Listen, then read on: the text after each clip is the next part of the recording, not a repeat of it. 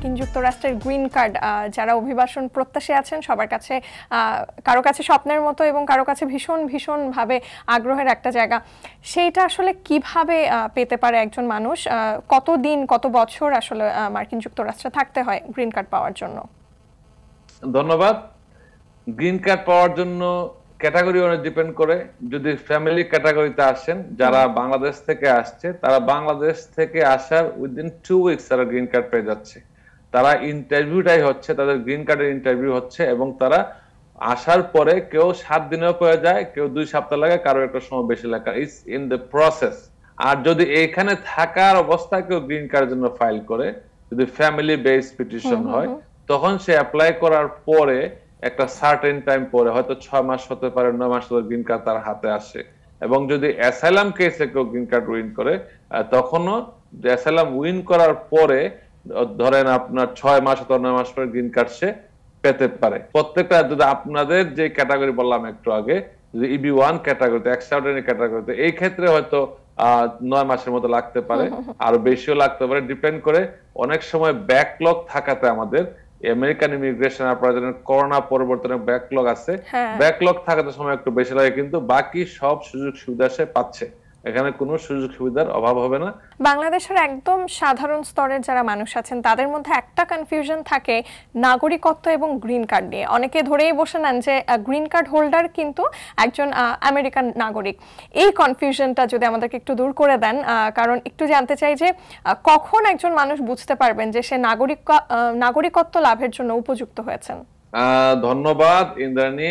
এই কথাটা বাংলাদেশের ক্ষেত্রে অবশ্যই প্রযোজ্য। এখানে যারা আছে তারা জানে যে গ্রিন কার্ড আর নাগরিকত্ব এক না, কিন্তু দেশে যারা আছে তারা এই কমন ভুলটা হয়ে যায়। তখন যারা বলে যে আমি আমেরিকায় থাকি, 10 বছর থাকলে মনে করে সে গ্রিন কার্ড নাগরিক। গ্রিন কার্ড পাওয়ার পরে, গ্রিন কার্ডটা হচ্ছে একটা কার্ড, আমরা বলি লিগ্যাল পার্মানেন্ট রেসিডেন্ট, স্থায়ী অভিবাসী। তো গ্রিন কার্ড পাওয়া মানে নাগরিকত্ব না। যদি কেউ সিটিজেনকে বিয়ে করে গ্রিন কার্ড পায়, তখন সে 3 বছর পরে নাগরিকত্বের জন্য আবেদন করতে পারে। আর অন্য যে কোনো বিভাগে যদি কেউ গ্রিন কার্ড পায়, তবে তাকে 5 বছর আমেরিকায় থাকার পরে সে নাগরিকত্বের জন্য আবেদন করতে পারে। আবেদন করা মানেই যে সে নাগরিকত্ব হওয়া এটা না। যদি তার কোনো ডিফিকাল্টিস থাকে, ক্রিমিনাল রেকর্ড থাকে, অথবা আমেরিকাতে নির্দিষ্ট সময় না থেকে থাকে, দেশে বেশি আসা যাওয়া করে থাকে, তখন সে নাগরিকত্ব পাওয়ার উপযুক্ত হলো না। গুড মরাল ক্যারেক্টার লাগে নাগরিকত্ব পেতে গেলে। সো আমেরিকায় 20 বছর থাকলেও গ্রিন কার্ড নিয়ে সে নাগরিকতা বলা যাবে না। নাগরিকত্বের জন্য অটোমেটিক হয় না এটা। আপনাকে নাগরিকত্বের জন্য গ্রিন কার্ড পাওয়ার পরে অ্যাপ্লাই করতে হবে এবং পরীক্ষা দিতে হবে, অথবা যারা পরীক্ষা দিতে পারে না, মানসিকভাবে বা শারীরিকভাবে অসুস্থ, তাদেরকে আমরা পরীক্ষা ছাড়া করে দিতে পারি। কিন্তু আপনাকে পরীক্ষার জন্য আবেদন করতে হবে, দেন আপনাকে হয়তো ওয়েভ করবে, অথবা আপনি পরীক্ষা দিয়ে নাগরিকত্ব অর্জন করবেন। আবারও বলছি, আপনার কথাটা সাথে একমত, গ্রিন কার্ড মানেই নাগরিকত্ব না।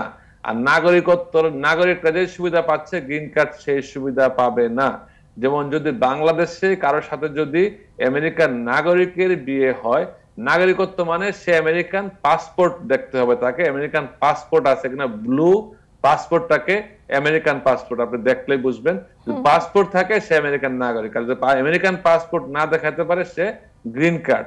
যদি গ্রিন কার্ডের সাথে যদি কোনো ছেলে মেয়ের বাংলাদেশে বিয়ে হয়, তার যে প্রসেসটা একটু ধীরগতি, নাগরিকের সাথে যদি বিয়ে হয় তার প্রসেসটা খুব দ্রুত এবং অধিকারটা বেশি।